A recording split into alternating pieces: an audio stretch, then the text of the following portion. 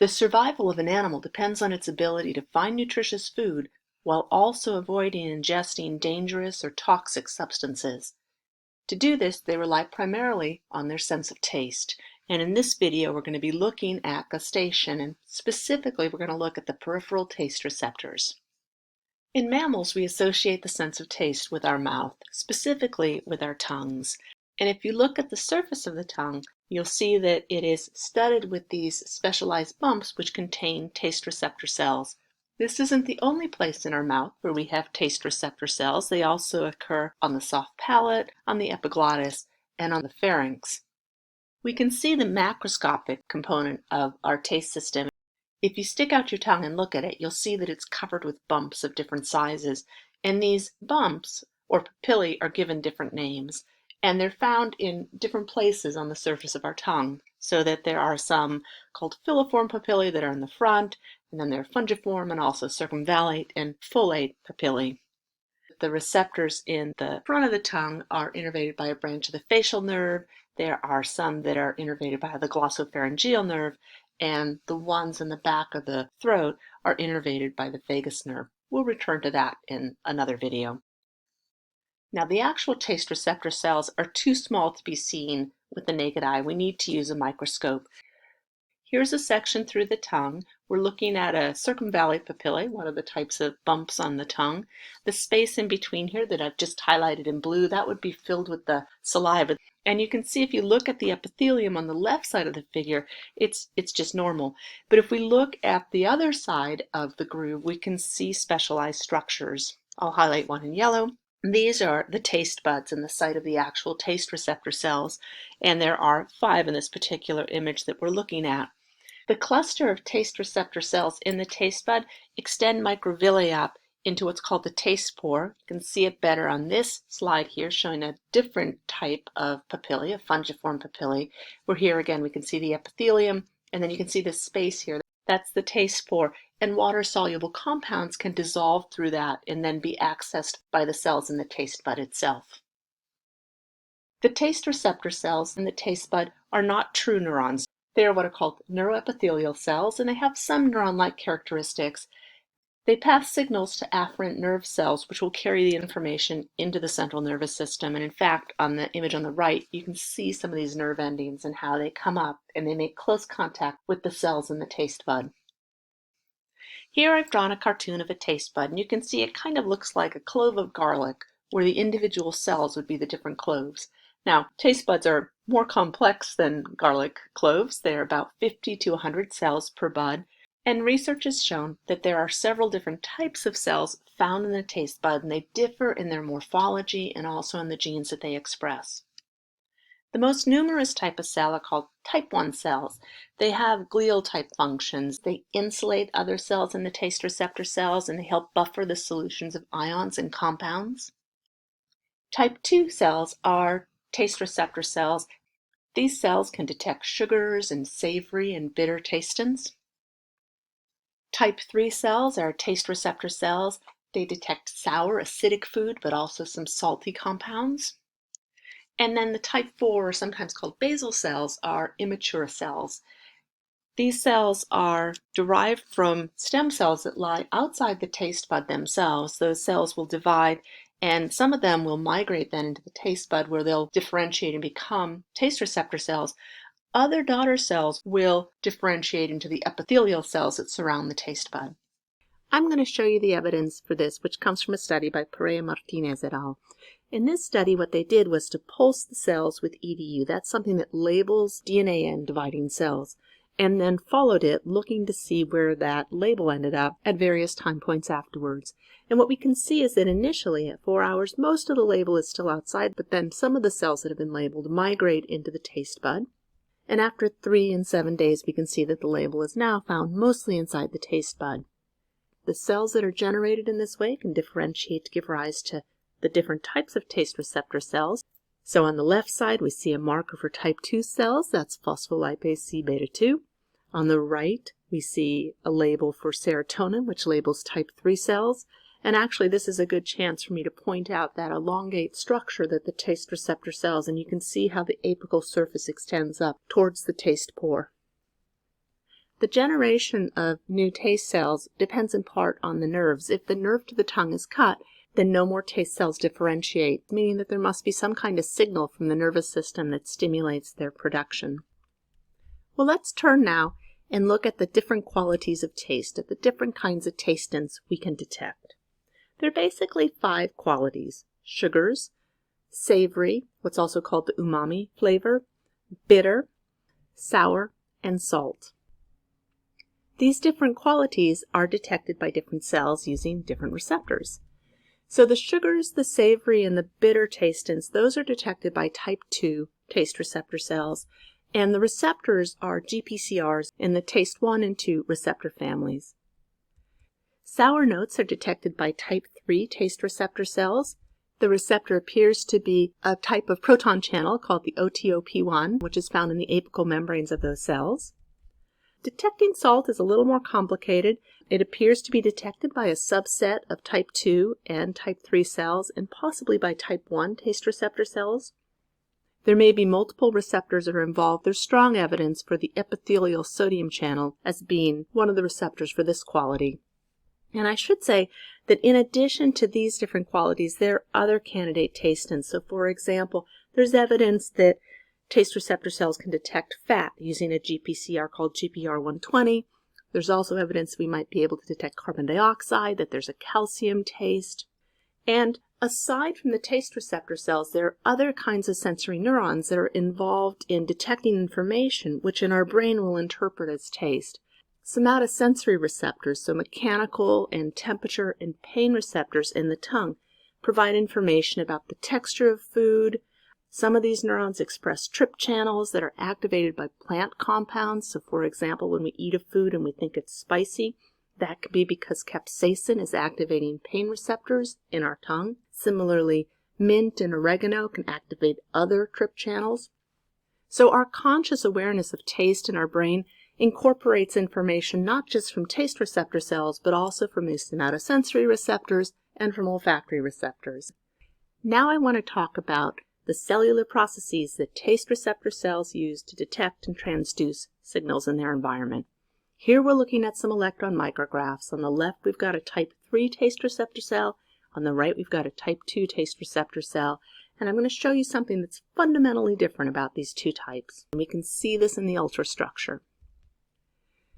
Let's look at the type 3 receptors first. So here's our taste receptor cell, and then in yellow I'll color in the neuron. And you can see at the junction between those two cells there's an S. That's labeling the synapse. Type 3 taste receptor cells release neurotransmitter. They are filled with synaptic vesicles. The primary neurotransmitter appears to be serotonin, although there's some evidence that other neurotransmitters may be used as well. And those vesicles fuse to the membrane at active sites using the T and V snares that we normally associate with synaptic transmission. The situation in the type 2 taste receptor cells is different. Those do not have synaptic vesicles.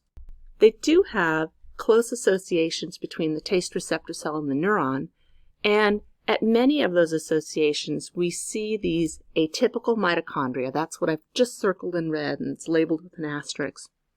Now, other types of cells have mitochondria. So for example, here's a typical mitochondrion in a type 3 taste receptor cell, but the ones in the taste 2 receptor cells look different. They have these tubular cristae, and they're also really close to the membrane. This position reflects the fact that in type 2 cells, the transmitter that's released will be ATP, so it needs to be produced in those mitochondria, and it's released locally through channels right at this interface. I've switched to a cartoon to outline the steps that are involved in taste transduction, and we'll begin by looking at the type 3 cells. Those are the ones that can detect sour and some salty compounds. These are the cells that have vesicles filled with neurotransmitter. The apical surface will have those proton channels, the OTOP channels, and this class of taste receptor cell also contains a potassium channel, which is normally open. So in the absence of any signal, these channels will be open, potassium will be leaving the cell, and that hyperpolarizes the cells, which will prevent the voltage-gated sodium and voltage-gated calcium channels from being active. No transmitter will be released. If we place something acidic on the tongue, then the protons that are added can enter the cell through the channel. They can do a couple different things. So some of the protons that come in will interact with that potassium channel, and that inactivates it so that now there's no longer going to be potassium leaving the cell. That'll tend to make it be more positive. It will depolarize the cell. And the influx of protons will themselves depolarize the cell so that the voltage-gated sodium channels can be activated, opening up.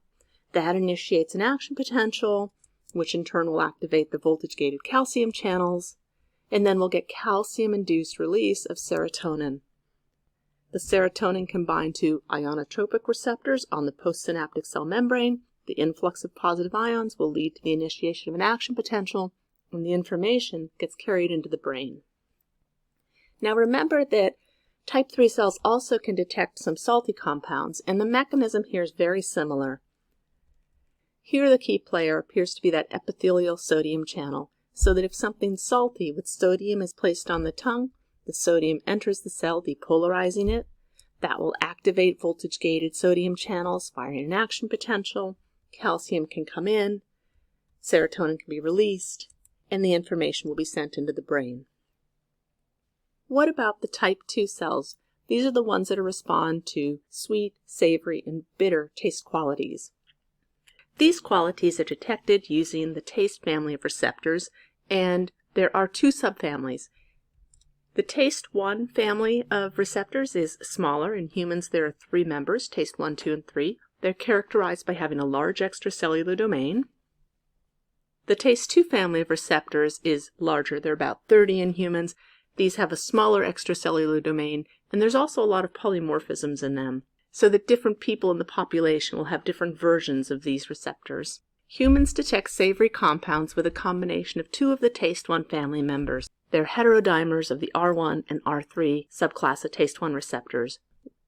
Tastins with sweet quality, whether it's sugars or artificial sweeteners or proteins that have a sweet taste, are detected using a different combination of the taste 1 family members.